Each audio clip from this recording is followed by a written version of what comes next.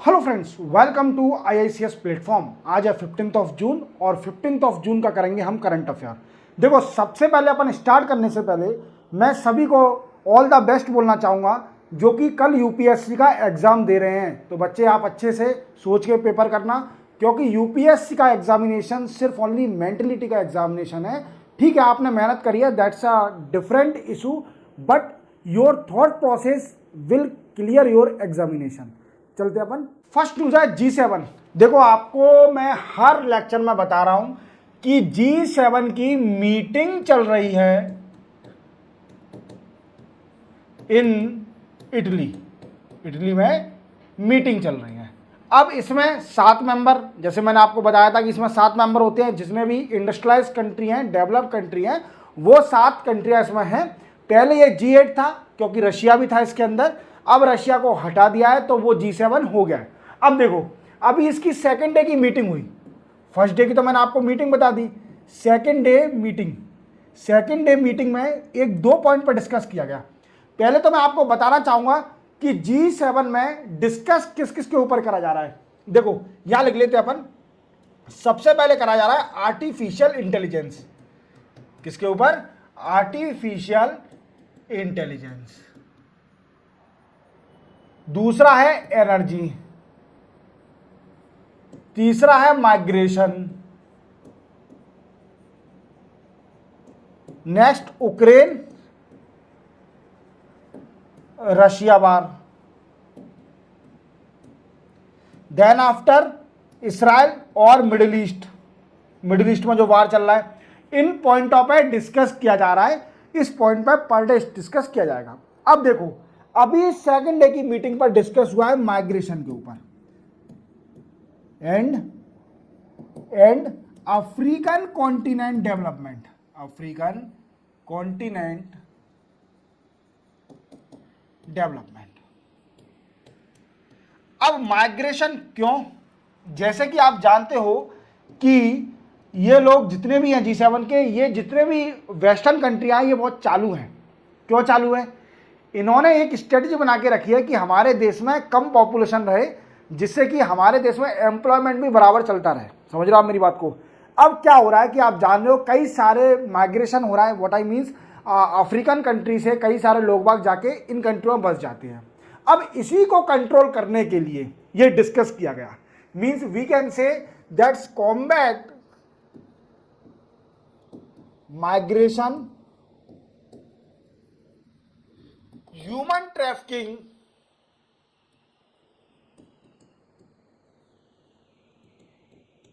From African country. इसको control करने के लिए डिस्कस किया गया कि अफ्रीकन कॉन्टिनेंट से जो भी लोग माइग्रेट कर रहे हैं इन कंट्रियों में, उस पर कंट्रोल किया जाए। समझ में आ रहा है मेरी बात को? और वहां पर इकोनॉमिकल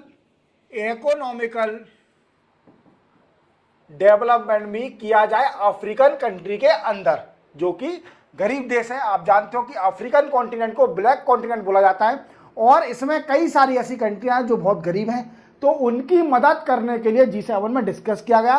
और इनका दूसरा मोटिव था कि जो माइग्रेशन हो रहा है अफ्रीकन कंट्री से इस G7 की कंट्री में, इटली के अंदर, उसको कंट्रोल किया जाए बाय हुक और क्रुक। अब देखो, अब ये मैंने ये क्यों बनाया है? देखो, पहला अपन समझ लेते हैं बल्कन कंट्री क्या होती है। देखो, ये सारी जितनी भी है, स्लोवेनिया, क्रोएशिया, बोस्निया, मोंटेगारो और Albania, Greece, Turkey, Bulgaria, Romania, Moldova, ये सारी बल्कन कंट्रियां हैं। अब ये क्यों है? यहां पर पाया जाता है बल्कन माउंटेन। क्या पाया जाता है? Balkan mountain. And these all country across the Balkan mountain, और इसीलिए इनको बल्कन कंट्री कहा जाता है। और एक और बात, ये फेमस क्यों है? आप पढ़ोगे जब वर्ल्ड वार फर्स्ट, तो वर्ल्ड वार फर्स्ट की शुरुआत इन्हीं कंट्रियों से हुई थी, बल्कन कंट्रियों से। वर्ल्ड वार फर्स्ट की जो नींव रखी गई थी, इन्हीं कंट्री से रखी गई थी, क्योंकि यहां पर ओटोमन एम्पायर था। क्या था? Ottoman empire. इसका डिप्लीशन होने के बाद, मींस ओटोमन एम्पायर का कंप्लीट होने के बाद, then after world war first भी स्टार्ट हो गया था। And these all are country are the are the main reason behind to start the world war first. Clear. अब देखो, एक तो इटली में हमने बोला कि माइग्रेशन को कंट्रोल करो, जो भी अफ्रीकन कंट्री से आ रहे माइग्रेशन उस पर कंट्रोल करो। और उन्होंने एक और बात याद दिलाई कि हमने, इटली ने एक एग्रीमेंट साइन किया था, एग्रीमेंट 5 साल का, 5 ईयर का एक एग्रीमेंट साइन किया था। किसके साथ? अल्बानिया कंट्री के साथ, जो कि इसके नियर है, बॉर्डर पे है। अल्बानिया कंट्री के साथ एक डील साइन कराई थी। Albania country is also a Balkan country. तो अल्बानिया कंट्री के साथ इन्होंने एक डील साइन करी थी, किस लिए? टू होस्ट दी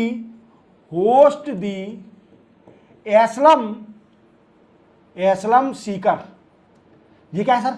एस्लम सीकर मतलब जो दूसरे देश में आकर शरण लेना चाहते हैं, रिफ्यूजी कैंप पे। जैसे मान लीजिए किसी भी दो देश के बीच में लड़ाई हो गई, अब उसके अंदर कुछ ऐसे लोग बाग होंगे जो कि इस चीज से बचना चाह रहे होंगे और वो दूसरी कंट्री में माइग्रेट कर गए और वहां एस्लम बन गए, मीन्स वहां पर एस्लम बन गए। जैसे आप मान लिए रोहिनास, अपने यहाँ पर अब इशू के चल रहा है, म्यांमार से रोहिनास नॉर्थ ईस्ट जो स्टेट है वहां पर एस्लम सीकर है, मतलब एस्लम आ रहे हैं, कई सारे आ रहे हैं, ठीक है, बांग्लादेश से और म्यांमार से। तो ये रोहिंग्यास है ना, ये नॉर्थ ईस्ट स्टेट में बसते जा रहे हैं और एस्लम सीकर है। क्लियर। तो ये होस्ट करना है एस्लम सीकर। देखो, इटली का सिर्फ ओनली एक ही मोटिव है कि माइग्रेशन को कंट्रोल करना, कि अफ्रीकन जो लोग बाग आ रहे हैं इटली में और जो G7 कंट्री में माइग्रेट करके उनको कंट्रोल करना, जिससे इनके देश की पॉपुलेशन ना बढ़े और इनके देश जो भी बड़े बड़े लीडर हैं इनके देश पर एक भार ना बढ़े, मींस रिस्पॉन्सिबिलिटी और लायबिलिटी ना बढ़े इनके ऊपर। तो ये बहुत चालू लोग हैं, इनका दिमाग कुछ ज्यादा ही चलता है, तो इन्होंने पॉइंट भी ऐसा उठाया है माइग्रेशन को कंट्रोल करने के लिए। दूसरी बात, क्लियर हो गया? ये इनकी सेकंड मीटिंग में डिस्कस हुआ था। चला अपन नेक्स्ट न्यूज पर चलते हैं। अपन नेक्स्ट न्यूज पर, नेक्स्ट न्यूज हमारी एग्रीकल्चर मिनिस्ट्री। देखो, आपको मैंने बताया था कि मोदी 3.0 आ गया है, मींस तीसरी बार कंसेक्यूटिवली मोदी साहब ने शपथ ले ली है और वो भारत के अगेन प्रधानमंत्री बन गए तीसरी बार। और इन्होंने कई सारे पोर्टफोलियो में चेंज किया, कई नए पोर्टफोलियो बने। इसी के साथ एक फॉर्मर सीएम थे, कौन? शिवराज सिंह चौहान ऑफ मध्य प्रदेश के फॉर्मर सीएम शिवराज सिंह चौहान, उनको यूनियन मिनिस्ट्री में कौन सा मंत्रालय मिला? एग्रीकल्चर मंत्रालय मिला। और इसी के साथ अर्बन डेवलपमेंट भी मिला। 2 मंत्रालय इनको दिए गए।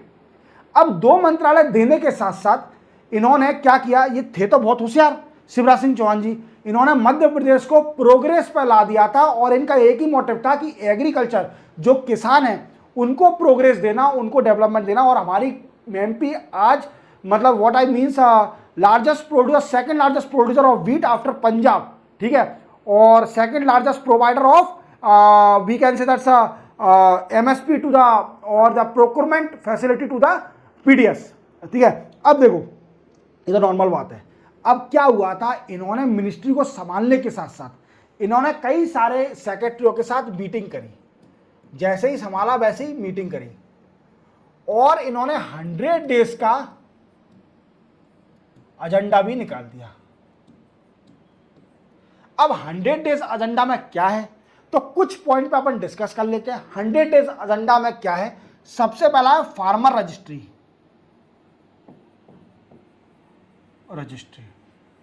ठीक है। दूसरा क्या है? फार्मर रजिस्ट्री हो गया। देन आफ्टर क्रॉप सोन रजिस्ट्री। देखो, अब फार्मर रजिस्ट्री होता क्या है सर जी? ये तो आपने बता दिया, इस पर डिस्कस हुआ था फार्मर रजिस्ट्री और क्रॉप सोन रजिस्ट्री पर। अब ये होता क्या है? तो देखो, फार्मर रजिस्ट्री क्या होता है कि हर फार्मर को एक यूनिक आईडी दी जाएगी। क्या दी जाएगी? Unique ID. अब यूनिक आईडी होता क्या है सर जी? मेरे दोस्तों, जैसे हमारे पास आधार कार्ड होता है, उसका एक पर्टिकुलर नंबर होता है, ऐसे ही किसानों को एक यूनिक आईडी दी जाएगी। अब यूनिक आईडी से होगा क्या? तो यूनिक आईडी से ये होगा दोस्तों कि वो गवर्नमेंट की जितनी भी स्कीम है उसका बेनिफिट ले सकते हैं, उसका बेनिफिट ले सकते हैं। जैसे 1-2 एग्जांपल सर स्कीम बता दीजिए। तो देखो, 1-2 क्या बताता हूं, कई सारी प्रधानमंत्री फसल बीमा योजना, फसल बीमा योजना, प्रधानमंत्री Samman Nidhi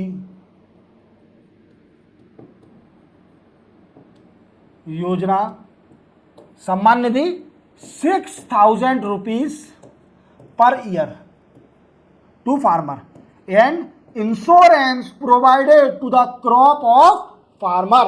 these two scheme, I am not telling you all the scheme that cover in the unique ID, that is unique ID में कवर करी जाएगी. यूनिक आईडी में सारी जो किसान से रिलेटेड है स्कीम कवर करी जाएगी. मैंने एक आपको पर्टिकुलर 2 स्कीम बता दी है जिसको कवर करा जाएगा ईटीसी, और सारी स्कीम को समझ में आ गया. समझ में आ गया. तो इनको एक यूनिक आईडी मिल जाएगा किसानों को, जिससे वो कई सारी गवर्नमेंट की जो फार्मर स्कीम है उसका बेनिफिट ले सकते हैं. क्लियर हो गया. अब देखो दूसरा है कौन सा मेरे दोस्तों, दूसरा कौन सा है, दूसरा है क्रॉप सोन रजिस्ट्री.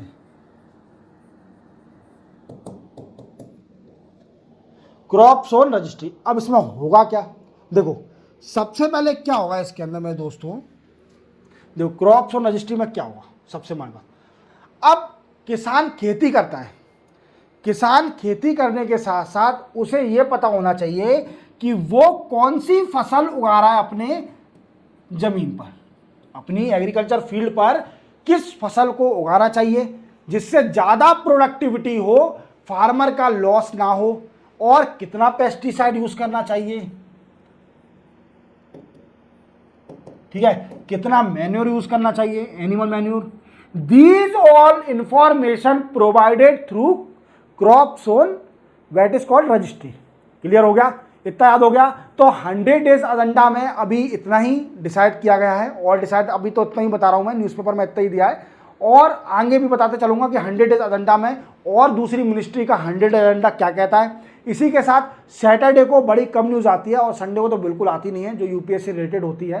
तो 2 न्यूज़ मुझे लगी कि रिलीवेंट है यूपीएससी के लिए, आपको बताना चाहिए, तो मैंने आपको कवर करा दी है. इसी के साथ मिलते हैं हम मंडे को नए करंट अफेयर के साथ, नए न्यूज़ के साथ. तब तक के लिए आपको जय हिंद.